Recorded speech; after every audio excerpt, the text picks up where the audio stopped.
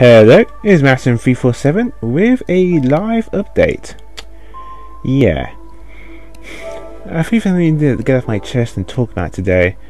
One thing to talk about first is basically a bit of change of plans, sort of. Yeah, that game I was thinking of doing Spyro, which is going in September, well, it's not going to be happening because it's been moved to November. As in the game, it's been set back by a few months. Officially they say they need to tweak it a bit, but I think I know what the real reason is.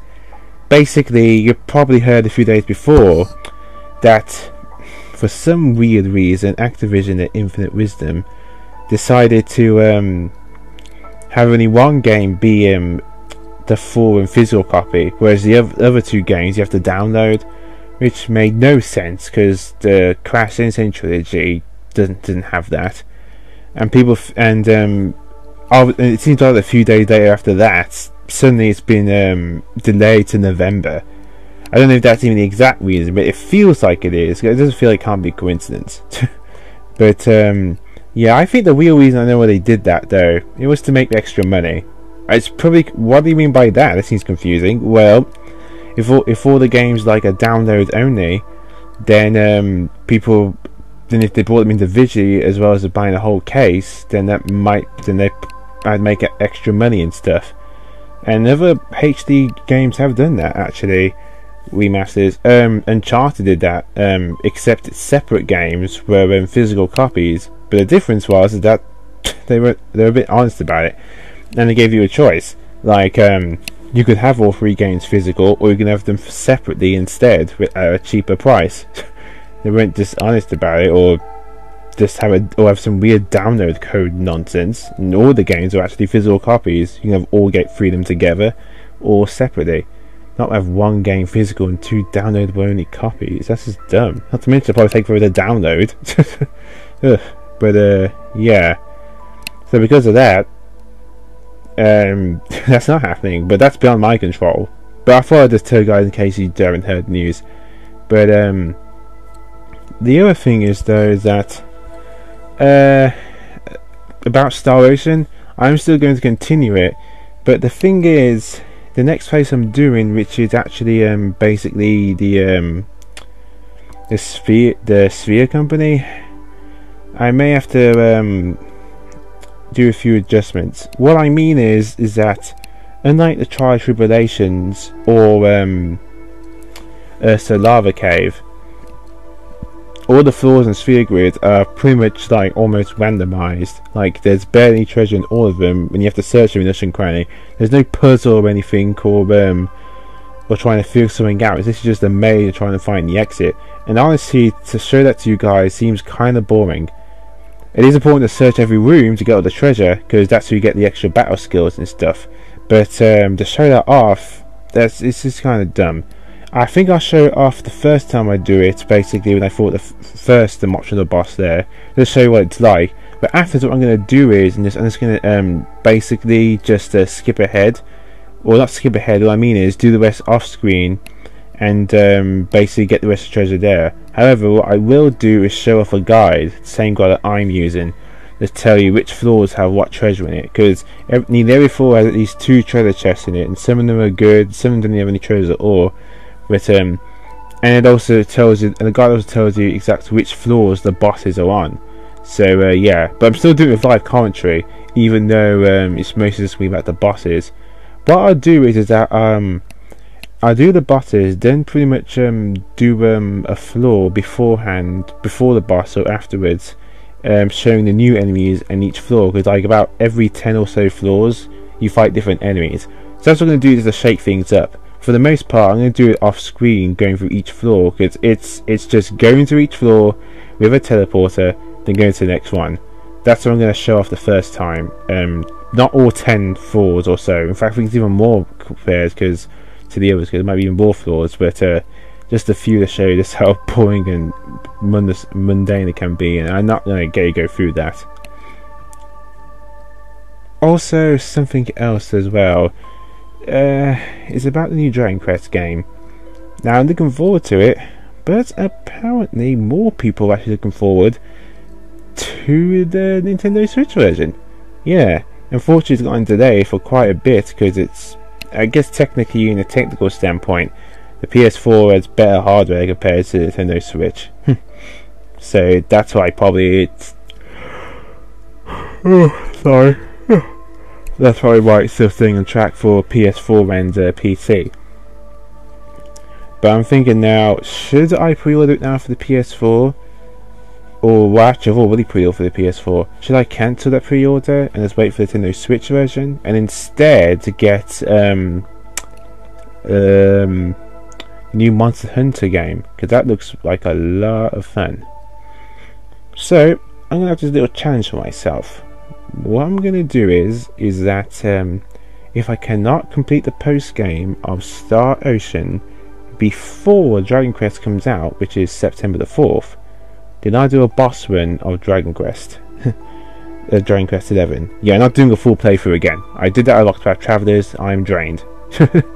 But so if I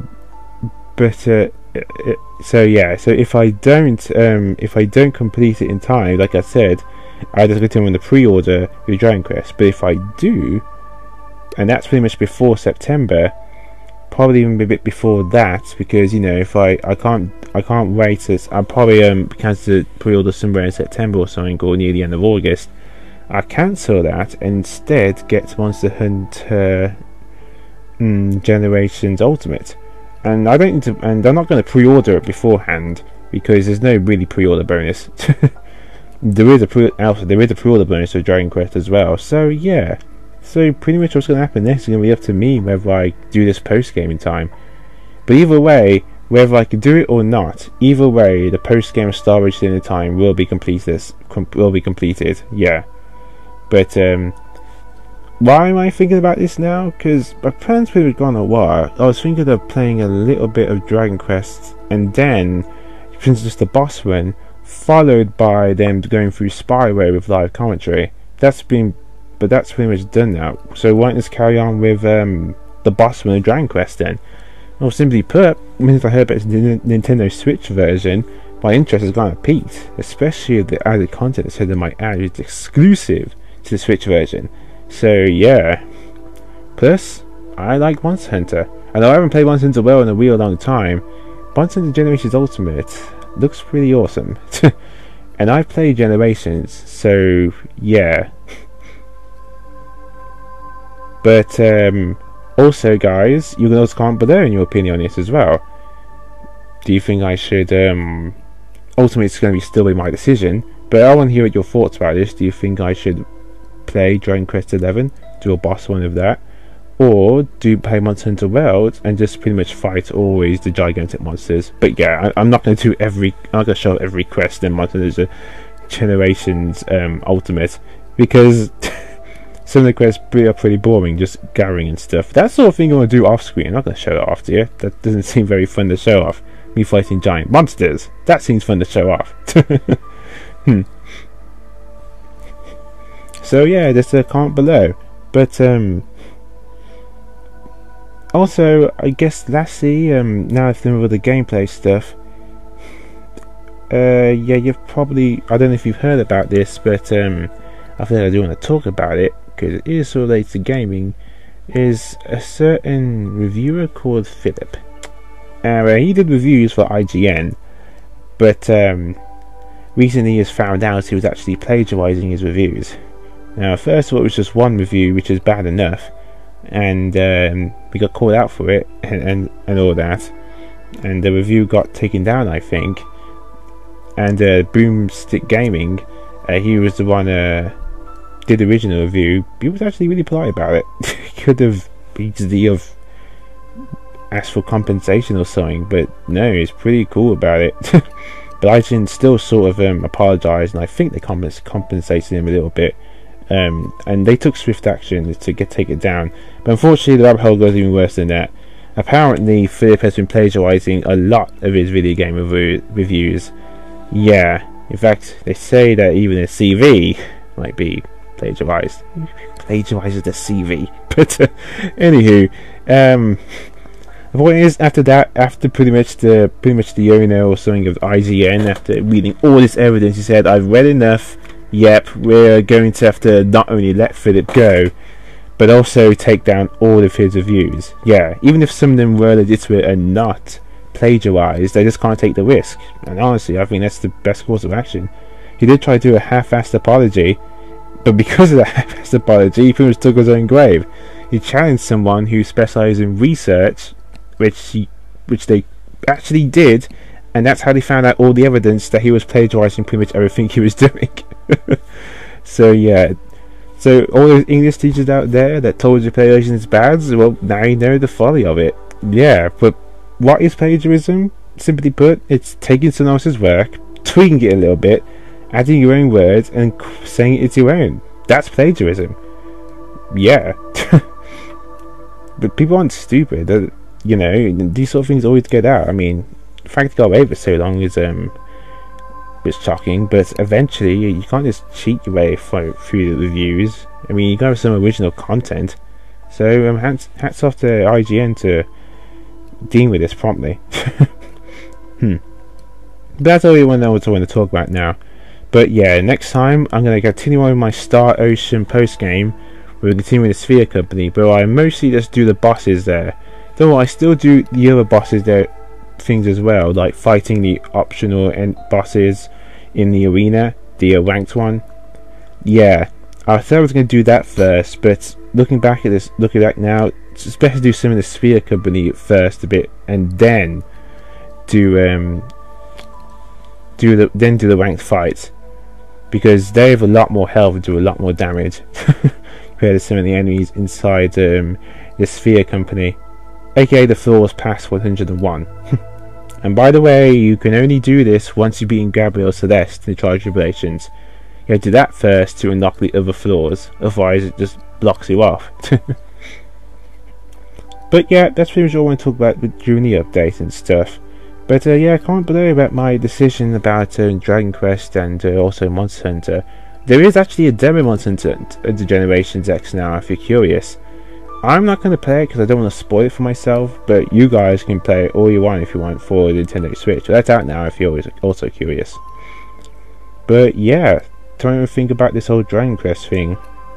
Do you think, does it even matter? Should I still do a boss run in Dragon Quest 11?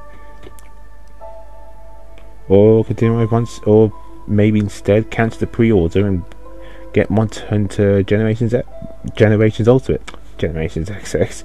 I think I love the Japanese version. But that is Massim347 with a live update, and I'll see you guys back when I continue the post game with Star Ocean to the end of time.